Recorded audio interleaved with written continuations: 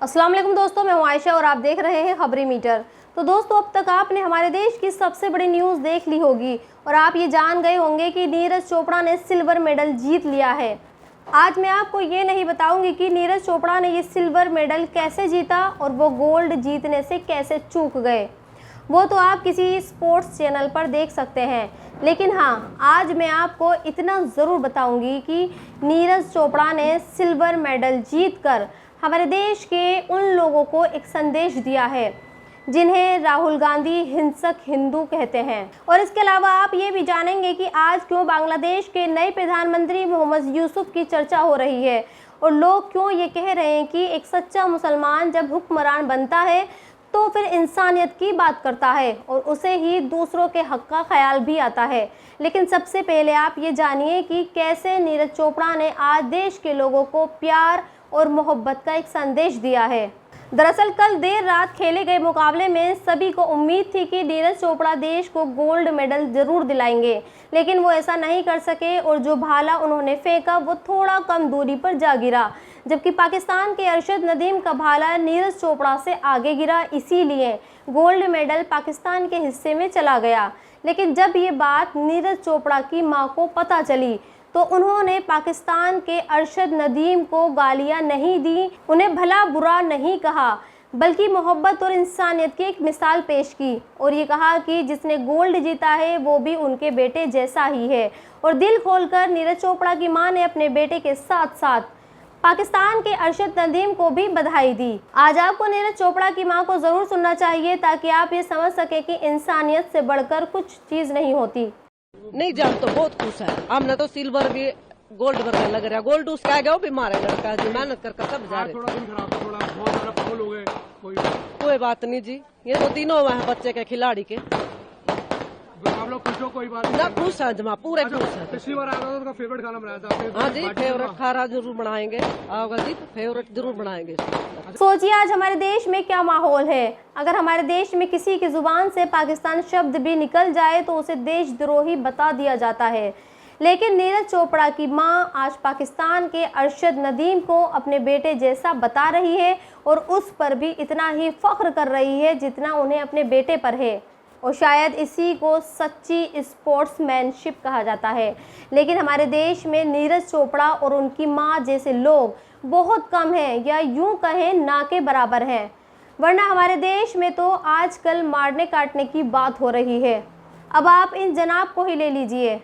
राजू दास नाम का ये शख्स खुद को महंत कहता है, लेकिन इसकी भाषा और इसके बोल गुंडों से भी ज़्यादा बदतर हैं।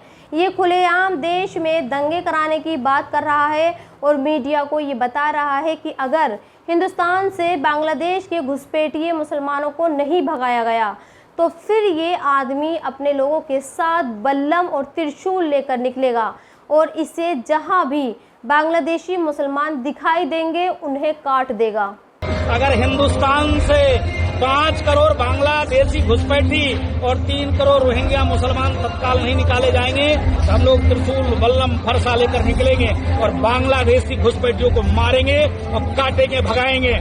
सोचिए हमारे देश में बांग्लादेशी मुसलमान प्रॉपर वीज़ा लेकर आते हैं और वही लोग ज़्यादातर आते हैं जिन्हें यहाँ कारोबार करना होता है या फिर अपना इलाज कराना होता है। लेकिन हमारे देश का एक ख़ास वर्ग हमेशा इन लोगों के ज़रिए हमारे देश के मुसलमानों पर निशाना साधता है और उन्हें बांग्लादेशी बताता है और उन्हें मारने काटने की बात करता है। और ये सब इसीलिए हो रहा है क्योंकि राजू दास जैसे लोगों को ये लगता है कि बांग्लादेश में हिंदुओं पर हमले हो रहे हैं, उन्हें मारा जा रहा है, उनके मंदिरों को निशाना बनाया जा रहा है। और ये जानते हैं ऐसा ये लोग क्यों कर पा रहे हैं, क्योंकि हमारे देश के प्रधानमंत्री बांग्लादेश के प्रधानमंत्री जैसे नहीं हैं। आज मैं आपको बांग्लादेश के नए पीएम मोहम्मद यूनुस साहब का एक बयान सुनवाना चाहती हूँ।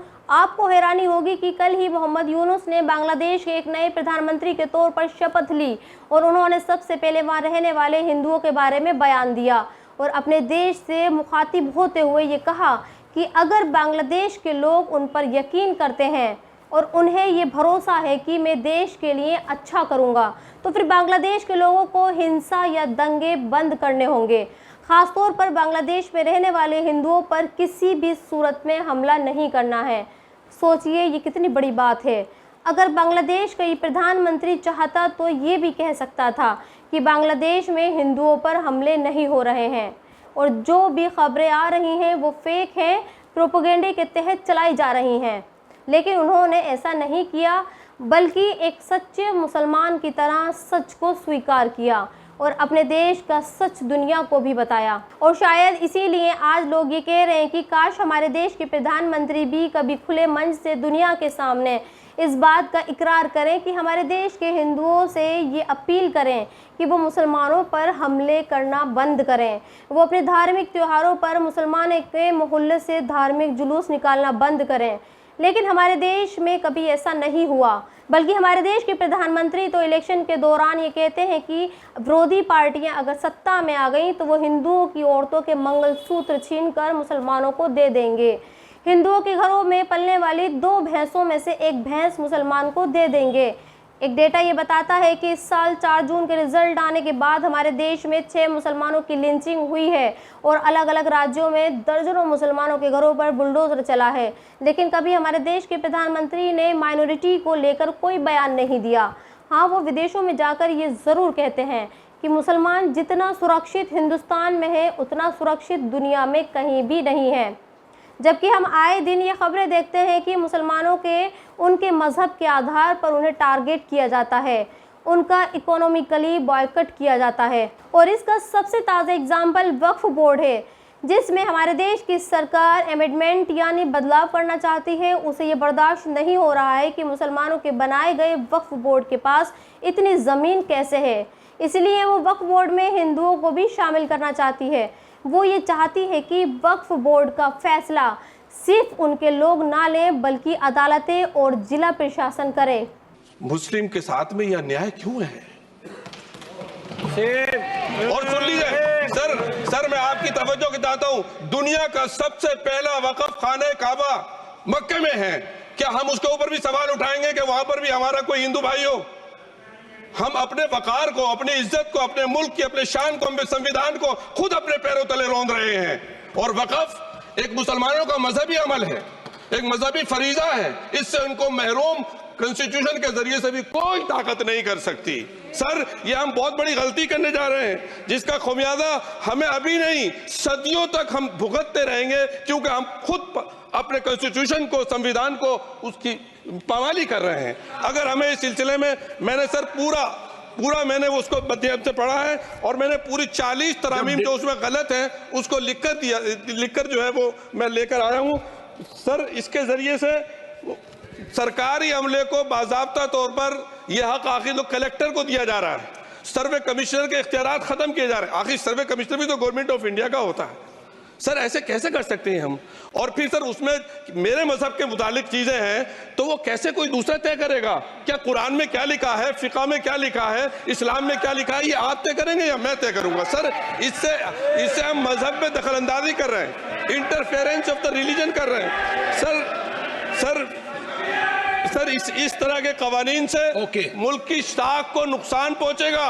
कॉन्स्टिट्यूशन की स्पिरिट हम खत्म कर देंगे और अगर ये होगा तो कोई भी अकलियत, कोई भी माइनॉरिटी अपने आप को हिंदुस्तान में सेफ नहीं करेगी। पिछले दिनों सिखों के साथ भी ये हुआ और कुछ ईसाई भाइयों के साथ भी इस तरह के वाकयात हुए हैं, जिसकी वजह से सब लोग अपने आप को असहाय महसूस कर रहे हैं। 10 साल से जो मुल्क में माइनॉरिटीज के साथ, उनके हुकूक के साथ, उनके रिलीजन फ्रीडम के साथ जो खिलवाड़ किया जा रहा है, उससे रूह कांप जाती है और दिल ऐसा महसूस होता है कहीं ऐसा ना हो कि जनता इन हुकूक के लिए, कॉन्स्टिट्यूशन को बचाने के लिए दोबारा सड़कों पर आ जाएगी। और अब आपको उत्तर प्रदेश के शाहजहांपुर की खबर दिखाती हूँ, जिससे आप ये समझ पाएंगे कि इस्लाम में शोहर और बीवी को तलाक का जो हक दिया है वो कितना ज़रूरी है।